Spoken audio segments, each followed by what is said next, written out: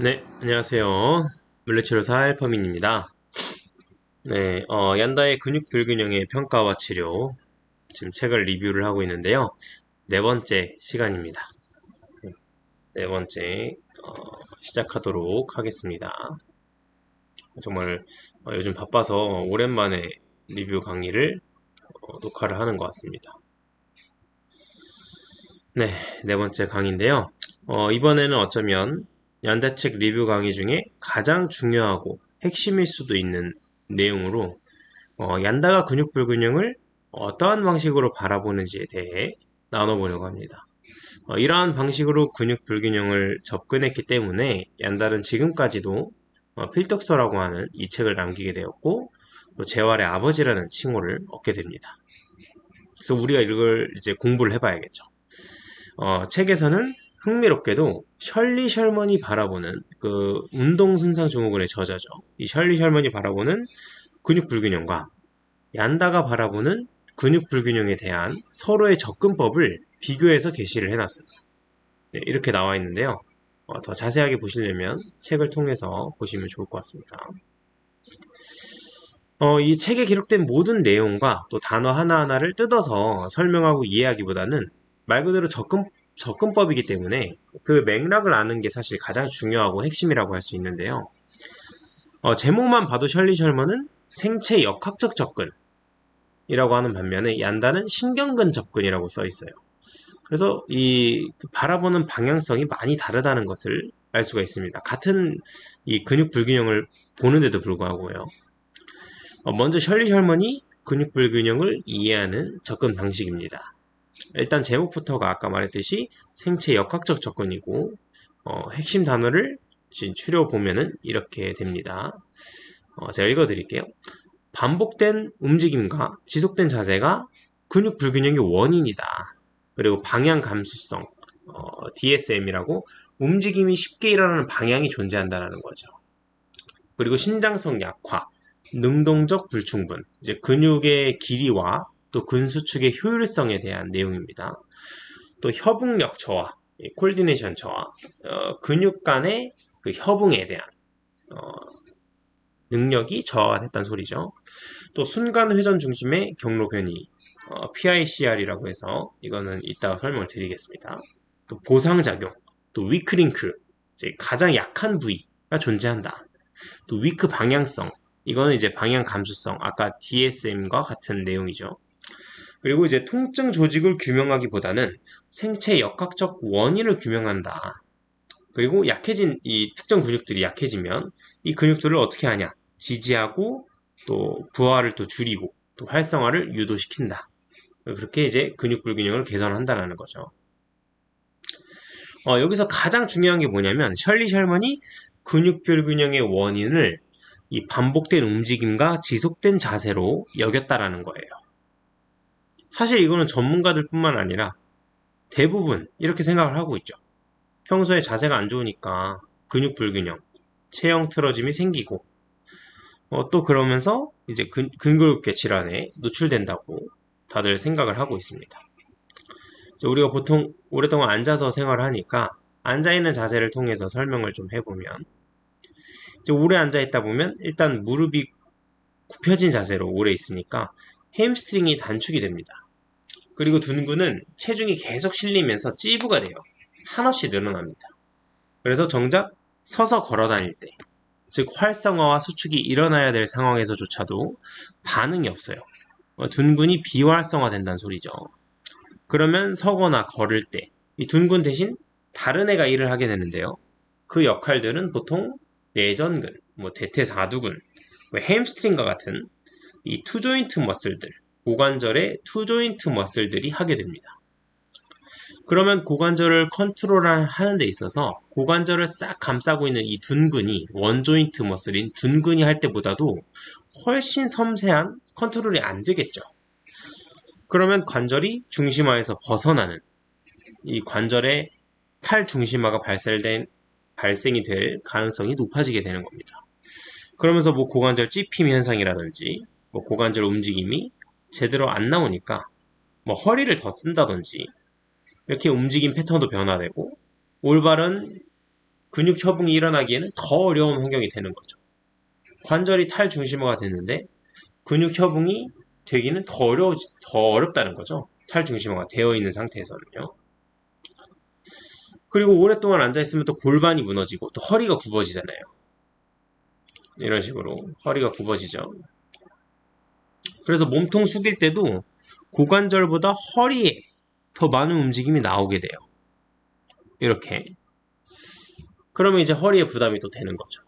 이 상태에서 골반의 좌우 높이가 또 다르게 되면, 이렇게 좌우 높이가 다르면 허리의 회전력까지 가해지게 되면서 디스크에 더 노출이 되는 것입니다.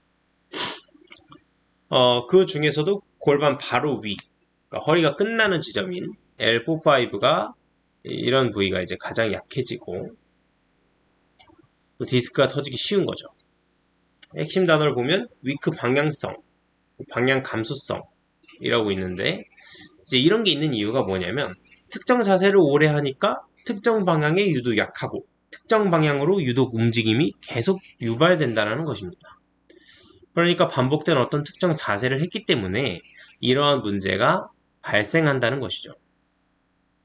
그 자세에 따라서 너무 늘어나서 문제되는 근육이 있는 거고 또 너무 짧아져서 문제되는 근육이 있는 거죠. 그게 이제 능동불충분, 또 신장성 약화에 대한 내용인 거고요. 그러면 당연히 근육들 간의 움직임 안에서의 협응은 당연히 제대로 이루어지지 않고 그러면 움직임의 질이 떨어지는 거고 이제 그걸 셜리 셜먼은 순간 회전 중심의 경로 변이 PICR 이것으로 시각화한 것입니다. 예, 이게 이제 PICR의 이제 예시인데요. 이러한 이 경로 변이를 통해서 협응이 얼마나 잘 되고 있는지 협응의 질을 판단하는 약간 그걸 이제 시각화한 거죠. 그리고 이제 여기서 중요한 것 중에 하나가 통증 조직을 규명하기보다는 생체 역학적 원인을 규명하는 것이다. 그러니까 당연히 무릎이 아프면 무릎을 치료하는 게 아니라 이 무릎이 아프고 데미지를 받을 수밖에 없는 그 역학적 원인을 찾아보는 것이죠. 아까 말한 것처럼 둔근이 약해지고 그래서 둔근 대신 둔근이 써져야 할 때마다 내전근이 대신 사용했다. 그러면 내전근은 그만큼 훨씬 더 많은 일을 하기 때문에 과부하, 과사용이 되고 그 내전근의 인서션 쪽으로 부하가 전달되면서 무릎 안쪽이 아프게 되는 경우 그러면 이제 무릎 안쪽만 치료하고 회복시킬 게 아니라 내전근보다 둔근이 우세한 패턴으로 움직일 수 있도록 그렇게 만들어줘야 무릎이 데미지를 받는 그 생체 역학에서 벗어날 수 있는 것입니다.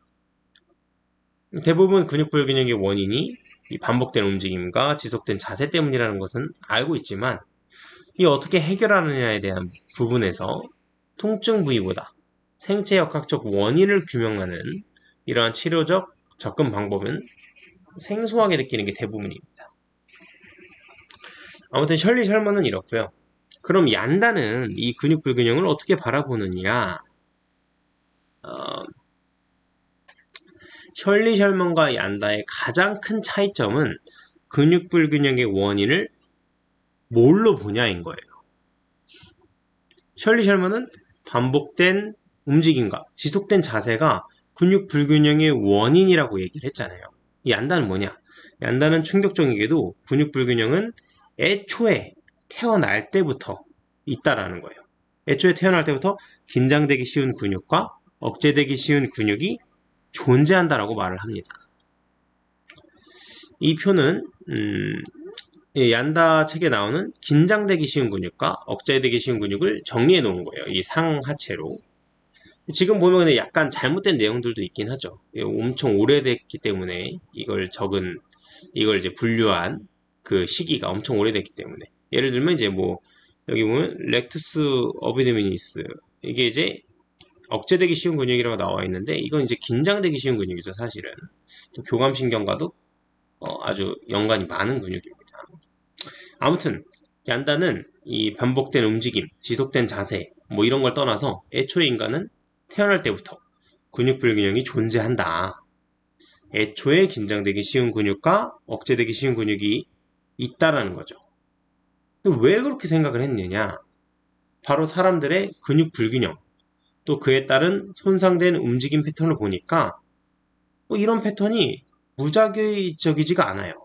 랜덤이 아니라는 거예요. 일관성이 있다는 것을 발견을 하게 된 겁니다. 예를 들어 뇌성마비, 또 편마비와 같은 뇌의 데미지를 받게 되면서 뇌 손상이 일어나면서 발생되는 이 근육 불균형과 손상된 움직임 패턴, 그리고 신생아, 처음 태어났을 때 그 움직임의 패턴, 그 뉴번 패턴이라고 표현을 하는데, 그 뉴번 패턴이 뇌 데미지를 받은 편마비 환자들의 움직임 패턴과 유사하다라는 거예요. 그뿐만 아니라 만성 환자들에게서 나타나는 근육 불균형, 또 그로 인한 기능적이지 못한 손상된 움직임 패턴, 그리고 운동선수들에게서 관찰되는 체력이 저하됐거나 또 감당하기 어려운 과제를 수행할 때 발생하는 보상적인 움직임 패턴, 이 모두가 공통적인 유사한 패턴이 발견된다라는 거예요. 그래서 이런 편마비 환자들의 패턴, 그리고 이게 이제 유본 패턴인데요. 유본 패턴이 이 만성 환자의 패턴과 유사하다라는 거예요. 그리고 이 뇌졸중 환자와 유사하고, 또 이렇게 운동선수들의 이런 체력이 저하되거나 너무 과도한 과제를 수행하는 데 있어서 발생되는 그 보상작용 패턴들이 이 유본 패턴과 너무 유사하다라는 겁니다. 매우 흥미로운 내용이죠, 이게. 아니, 보통 안 좋은 자세를 하니까 근육이 그 자세에 따라서 불균형이 발생하고, 그러니까 움직임 패턴도 바뀐다고 생각을 하지, 애초에 긴장되기 쉬운 근육과 억제되기 쉬운 근육이 존재한다고 누가 생각을 하겠어요? 그러니까 애초에 우리 몸은 불균형으로 시작했다는 거죠. 신생아 때부터. 회사에서 뭐 오래 앉아있으면서 발생한 게 아니라 애초에 우리 몸이 그렇다는 거예요. 또 얀다의 접근을 보면 근육에 초점을 맞추기보다는 움직임 패턴에 더 초점이 맞춰져 있습니다. 뭐 신생아 패턴, 뇌졸중 환자 움직임 패턴, 운동선수의 보상작용 패턴, 노인의 움직임 패턴, 만성 환자의 움직임 패턴, 이처럼 패턴을 파악하고 또 패턴을 개선하는 쪽으로 얀다는 접근을 한다는 겁니다. 아까 셜리 셜먼은 자세에 따라 어떤 근육이 더 늘어나고 어떤 근육은 단축되고, 그래서 단축된 근육은 스트레칭 시키고 또 늘어나고 비활성화된 근육은 활성화시킨다. 이렇게 근육별로 이 근육에 초점이 더 맞춰져 있잖아요. 물론 당연히 그 근육들이 협응을 이끌어내는 게 최종 목표인 건 맞지만, 근데 이제 얀다는 어떤 한 근육에 초점을 맞추기보다 움직임 패턴에 초점을 맞췄다는 거예요. 그러면 얀다는 이 근육 불균형을 어떻게 해결하느냐, 그 손상된 움직임 패턴을 어떻게 개선시키냐, 사실 이게 가장 중요한 거잖아요. 그래서 이 아기 발달 과정이 중요하다라고 얘기하는 겁니다. 아까 신생아 패턴이 이 손상된 패턴, 또 기능적이지 못한 움직임 패턴이라고 했잖아요. 미성숙한 패턴인 거죠. 그런데 이 아기가 자라면서 처음에는 목도 못 가누던 아이가 1년이 되면서 서서 걷고 뛴단 말이에요. 이 1년 동안 아기는 손상된 움직임 패턴에서 협응된 기능적인 움직임 패턴으로 변화하게 됩니다. 아, 그러면 이 1년간의 아기 발달 과정 안에 답이 있겠구나 생각을 한 거죠. 아기는 1년 동안 무엇을 했을까? 아기는 어떠한 방법으로 이 코어를 활성화시켰고 이를 활용해서 기능적인 움직임을 획득을 한 것일까? 이제 그걸 알게 되면 가장 인간다운 치료의 방향성이 만들어진다라는 거죠. 그래서 얀다 제자 중에 이 아기 발달 과정으로 치료하는 DNS 창시자 이 파벨 콜라가 나오게 된 거예요. 이 사람도 이제 얀다 제자란 말이에요. 계속 이런 방향으로 생각하다 보니까 아기 발달 과정을 모티브로 해서 운동시키고 또 개선시키는 이 치료 방법이 나오게 된다라는 거죠. 나오게 된 거라는 거죠. 이거를 정립을 한 거죠. 좀 더 설명을 드리면 이 목도 못 가누던 아기가 어떻게 1년 후에 걷고 뛰는 걸까? DNS에서는 명확하게 브레인의 성숙의 결과다 라고 답을 하고 있습니다. 자, 여기 보면 Optimal CNS Maturation, 이게 바로 이 결과가 바로 트렁크의 스타빌리제이션을 만들어냈다. 이 뉴본의 미성숙한, 이 손상된 불균형한 움직임의 패턴이 이상적인 기능적인 움직임 패턴으로 변화한 것은 CNS의 특히 이제 뇌 성숙의 결과다라고 하는 것이죠. 이 그림을 보시면 아시겠지만 DNS에서는 뇌가 성숙하게 되면 다양한 근육의 명령을 다채롭게 내릴 수 있게 된다라는 거죠. 예를 들면 이제 시상면의 움직임으로만 움직이던 아기가 뇌가 성숙하게 되면서 시상면, 관상면, 괄호면 이 모든 면에서의 움직임으로 변화하는 것처럼 이를 통해서 다양한 근육들이 움직임에 참여를 하게 되고 또 협응하는 경험을 하게 됩니다. 그에 따라 뼈의 모양도 점점 잡혀져 간다는 거죠. 그래서 뇌성마비, 즉 뇌성숙에 문제가 있어서 문제가 있는 그 아이들은 다양한 근육들을 컨트롤 및 동원시키지 못하기 때문에 그에 따라 뼈의 형성이 정상아들과 다르게 형성된다는 거예요. 예를 들어서 피머넥 각도가 이에 해당합니다. 원래 피머넥 각도가 점점 이렇게 점점 내려가면서 120도가 정상 각도가 이제 형성이 되는 건데, 이거는 이제 뇌가 성숙하고 그러면서 다양한 근육들이 컨트롤되고 협응되면서 이러한 각도로 형성이 또 발생이 되는 건데, 아이들은 뇌성마비 아이들은 뇌가 성숙하지 못하기 때문에 근육의 협응이 떨어지면서 이 피머넥 각도도 좀 더 정상화보다는 좀 더 높게 형성이 된다라는 거예요. 그래서 뇌성마비 아이들은 근육의 협응이 떨어져서도 있지만 뼈의 모양 자체가 이렇게 형성이 돼버렸기 때문에 이 기립을 하게 됐을 때 고관절 탈구의 위험성이 높아지게 되는 겁니다. 그러니까 뇌가 성숙해지게 되면 다양한 근육들이 움직임에 참여하고 협응하게 되고 그것이 뼈의 모양 형성까지도 영향을 미친다라는 것입니다. 이러한 과정에서 움직임은 점점 더 협응된 움직임, 기능적인 움직임 패턴으로 변화하는 것이죠. 반대 상황을 예를 들어보면 이 만성 환자들의 경우를 살펴봤을 때 만성 환자들의 뇌를 MRI로 촬영한 결과 놀라운 것을 발견하게 됩니다. 유독 근골격계 만성 통증 환자들의 뇌에서 이 뇌의 퇴행 속도가 급격히 가속화된 것이 확인이 됩니다. 이는 단순히 손상된 움직임 패턴, 그리고 근골격계 통증, 근골격계 문제에서 끝나는 게 아니라 뇌와 손상된 움직임 패턴의 연관성이 있다는 것을 보여주게 되는 거예요. 그러니까 만성 환자는 뇌의 퇴행이 가속화된다라는 거예요. 근데 뇌의 퇴행이 가속화됐다. 뇌에 데미지가 있고 뇌가 퇴행이 발생했다라는 것은 결국 그 움직임의 패턴이 좀 더 성숙한 기능적인 움직임 패턴으로 못 만들어낸다라는 거죠. 그러니까 이거에 연관성이 있다라는 거예요. 그러니까 아기가 자라면서 뇌가 성숙해지고 그로 인해서 점점 좀 더 협응된 움직임으로 변화된 것처럼 반대로 만성 통증 환자의 오래된 손상된 움직임 패턴은 뇌의 퇴행을 가속화시킨다라는 겁니다. 그리고 편마비와 같은 뇌 손상을 받았을 때 발생하는 근육 불균형과 또 손상된 움직임 패턴 역시 만성 통증 환자나 뉴본 패턴과 유사하게 나타납니다. 이 스파스티시티라고 하죠. 스파스티시티. 긴장되기 쉬운 근육은 강직으로 더 강력하게 나타나고 억제되기 쉬운 근육은 관절의 아탈구가 발생할 정도로 억제되어 버립니다.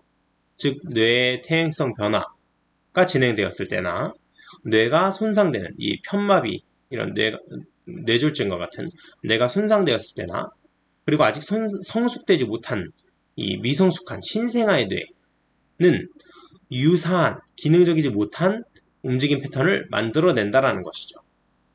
이 모두 그 중심에는 뇌, 브레인이라는 게 있는 겁니다. 그래서 얀다는 근골격계 문제를 항상 신경계와 연결지어서 생각하고 바라보는 거예요. 그래서 근육 불균형을 바라보는 관점도 신경근 접근 방법이라는 거예요. 근데 이제 그 셜리 셜먼은 이제 생체 역학적인 관점으로 본 거고요. 근육 불균형을. 얀다는 신경근 관점으로 본 거죠. 그리고 DNS의 내용으로 다시 돌아가 보면은, 어떻게 하면 움직임을 회복시킬 것인가? 기능을 개선시킬 것인가? 그 답이 1년의 아기 발달 과정에 있다. 라고 생각하고, 그걸 이제 실현시킨 게 DNS라고 했잖아요. DNS에서는 이런 겁니다.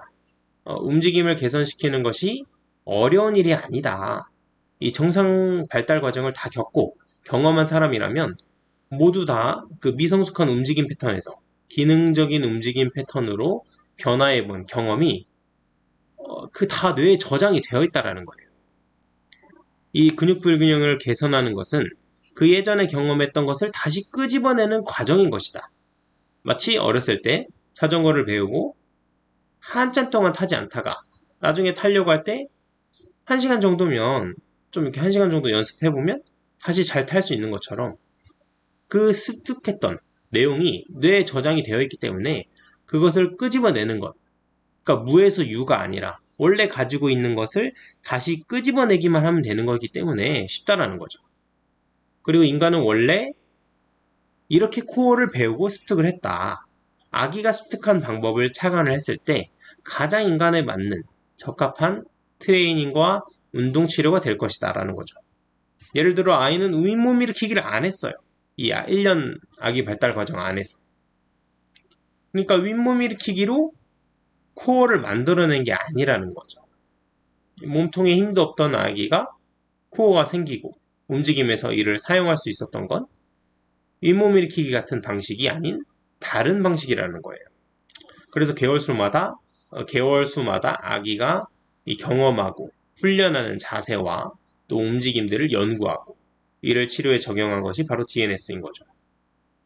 그래서 DNS는 그냥 단순히 만성 통증 환자만을 케어하는 게 아니라 운동선수, 뇌졸중, 뇌성마비 이런 신경계 환자들 그 적용군이 매우 다양합니다. 그럴 수밖에 없는 거죠. 애초에 그 모든 불균형을 해결하고자 생각한 대안이 있고 방법이기 때문입니다. 얀다가 말하는 이 긴장되기 쉬운 근육과 억제되기 쉬운 근육 간의 관계를 약간 이 교감신경과 부교감신경의 관계와 유사하다고 말할 수도 있어요. 이 교감과 부교감의 균형의 핵심일 이 교감이 가지고 있는 것처럼, 그러니까 교감이 얼마나 내려갔냐, 올라갔냐에 따라 불균형이 될 수도, 균형이 될 수도 있는 것처럼 우리 몸 근육 불균형에서도 긴장되기 쉬운 근육이 얼마나 조절이 잘 되느냐에 따라 억제되기 쉬운 근육이 활성화되기 좋은 환경이 되느냐 아니냐가 정해진다라는 것입니다. 이제 근본적으로는 억제되기 쉬운 근육을 올려주는 것이 핵심이긴 하나 이 역시 긴장되기 쉬운 근육을 잘 조절해줘야 이 억제되기 쉬운 근육을 활성화시킬 수 있는 환경 자체가 주어진다라는 거예요. 그래서 운동치료가 최고다. 물론 너무 좋지만 그리고 결과적으로 나중에는 그러한 방향으로 나아가야겠지만 환자나 회원이 긴장되기 쉬운 근육을 잘 조절하고 있는가? 지금 그러한 상태인가를 보고 그 상황에 알맞게 케어하는 것이 가장 중요하다고 할 수 있겠습니다. 그래서 DNS에서는 이미 다양한 자세와 그에 따른 활성화를 단계별 또 계열수별로 나눠서 정리가 다 되어 있어요. 그래서 아기가 개월수마다 취하는 자세들의 이 의의를 연구하고 또 실제 환자나 선수에게 적용시켜서 그 자세에서 얻을 수 있는 것들을 취할 수 있도록 유도를 하는 겁니다. 그게 이제 치료 방식이죠. 저 또한 DNS를 오랫동안 배우고 또 적용해서 그런지 저도 개인적으로 정말 인간다운 움직임 개선 방법이다 라고 최고의 인간다운 그 움직임 개선 방법이다라고 할 수 있지 않을까 생각을 하고 있습니다. 아무튼 정리하겠습니다. 셜리 셜먼과 얀다의 근육 불균형 접근 방식과 그 차이점에 대해서 나눠봤는데요. 셜리 셜먼은 반복된 움직임과 지속된 자세가 근육 불균형의 원인이다라고 했고, 얀다는 애초에 긴장되기 쉬운 근육과 억제되기 쉬운 근육이 존재한다라고 했습니다.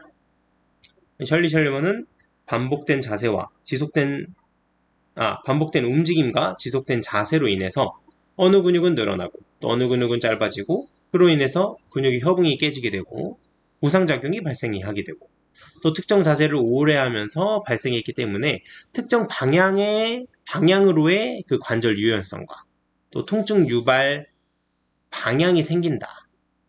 이걸 환자마다 다르기 때문에 파악을 해야 된다라고 말을 했고, 또 협응이 깨진 것을 순간회전 중심의 경로 변이 PICR을 통해서 또 시각화로도 나타냈습니다.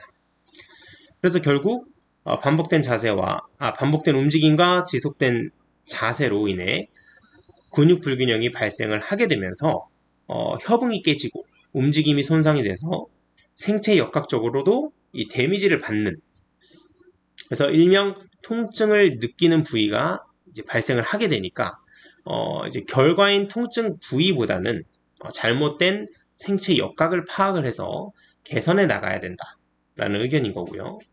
얀다는 애초에 긴장되기 쉬운 근육과 억제되기 쉬운 근육이 존재한다, 사람은. 그래서 신생아의 유본 패턴, 뇌성마비와 뇌졸중과 같은 뇌 데미지를 받았을 때 발생하는 그 스파티시티, 강지 패턴과 또 특정 자세, 그리고 운동선수의 보상작용 움직임 패턴들, 또한 노인의 움직임 패턴, 그리고 만성 통증 환자의 손상된 움직임 패턴과 같은 다양한 군에서 발생하는 이 근육 불균형들이 그 패턴이 무작위적이지 않고 일관성 있고 유사한 패턴으로 발견된다. 그렇다면 이것을 어떻게 해결할 것인가? 그것을 고안하는 것이 바로 얀다의 제자가 만든 DNS, 아기 발달 과정을 바탕으로 아기가 1년 동안 몸을 어떻게 사용했느냐, 그 사용하는 방법을 배워나간 그 방법과 그 자세대로 현재 근육 불균형의 문제를 가지고 있는 사람들에게 적용을 해서 아기가 발달하면서 기능적인 움직임 패턴으로 변화하고 근육 불균형이 개선된 것처럼 개선시켜주는 것입니다. 그래서 오늘은 근육 불균형에 대한 셜리 셜먼이 가지고 있는 관점과 얀다의 관점에 대해서 다뤄봤습니다. 아주 흥미로운 내용이죠. 그러면 우리가 이 치료나 케어를 할 때 어떻게 이러한 지식을 적용해서 진행할 것인가 생각해봐야 합니다. 물론 얀다의 말대로 애초에 사람은 태어날 때부터 근육 불균형을 가지고 태어났고 긴장되기 쉬운 근육과 억제되기 쉬운 근육이 존재한다는 것은 인정을 하고, 그리고 근육 불균형을 개선하는 데 있어서 아기 발달 과정을 모티브로 하는 것은 매우 인간적인 치료고 방향성이다라고 할 수 있죠. 하지만 모든 근육 불균형이 전부 다 같은 패턴을 보이는 것은 아니에요. 임상은 정말 다양한 환자들이 많이 존재합니다. 다양한 근육 불균형, 또 손상된 움직임 패턴이 존재합니다. 유사하긴 하지만 모두 다 동일한 패턴은 아니라는 거죠. 당연히 반복된 움직임과 지속된 자세는 개개인마다 조금씩 다 그 환경이 다르기 때문에 그에 따른 체형 틀어짐, 근육 불균형이 발생할 수 있습니다. 그래서 두 가지 모두, 셜리 셜먼과 얀다의 관점 모두 우리에게 적절하게 필요하다고 할 수 있겠죠. 신생아 같은 경우 근육 불균형이 있다고는 하지만 어떤 근육이 타이트하다거나 하는 상황은 아니기 때문에 신생아가 코어가 약한 것과 또 직장인이 햄스트링 타이트해서 코어가 무너지는 상황은 같은 상황이라고 보고 해결하기는 좀 어려울 수 있어요. 아이에게는 순수하게 이 코어의 안정성이 필요한 상황이지만 직장인에게는 코어의 안정성을 확보하는 것보다도 너무나 타이트하고 강력한 햄스트링의 스트레칭이 우선적으로 필요할 수도 있다는 것이죠. 그리고 또한 아기는 개월수에 맞게 단계별로 발달하고 성장해야 하는 상황이지만 직장인은 이미 정상 발달 과정을 다 겪었기 때문에 근육 불균형을 해결하겠다고 무조건 그 개월수에 맞게 3개월 후에 4개월 자세, 4개월 후에 5개월 자세 그렇게 순서대로 난이도와 운동 자세를 설정하는 것 또한 진짜 그 사람에게 맞는 맞춤 케어가 되지 않을 수 있다는 거예요. 그 사람이 필요한 부분을 개월수 자세들 중에서 찾아서 적용해야 하는 것이죠. 무조건 순서대로 가는 게 정답이 아닐 수 있다는 겁니다. 그리고 이 아기 발달 과정에서의 기능적 움직임 패턴은 우리가 근육 불균형과 체형 틀어짐을 개선하는 데 있어서 우리가 바라봐야 할 방향성, 즉 정답을 제시해 주는 것이다 라고 할 수 있고 내 앞에 회원의 몸 상태에 맞게 이것을 개선시켜 나가야 할 것입니다. 그래서 두 가지 관점을 모두 적용하는 것 물론 중요하지만 궁극적으로는 내 눈앞에 있는 회원의 상태가 무엇보다도 가장 중요하고 기준이 된다. 그 치료나 케어의 기준이 된다고 할 수 있겠습니다. 네. 오늘 네 번째 강의는 이것으로 마치고요. 또 다섯 번째 리뷰 강의로 유익한 내용으로 또 찾아뵙도록 하겠습니다. 항상 몸 건강하시고요. 또 회원이나 환자를 케어하는 데 있어서 제 리뷰 강의가 조금이라도 도움이 되셨으면 좋겠습니다. 네, 이상입니다.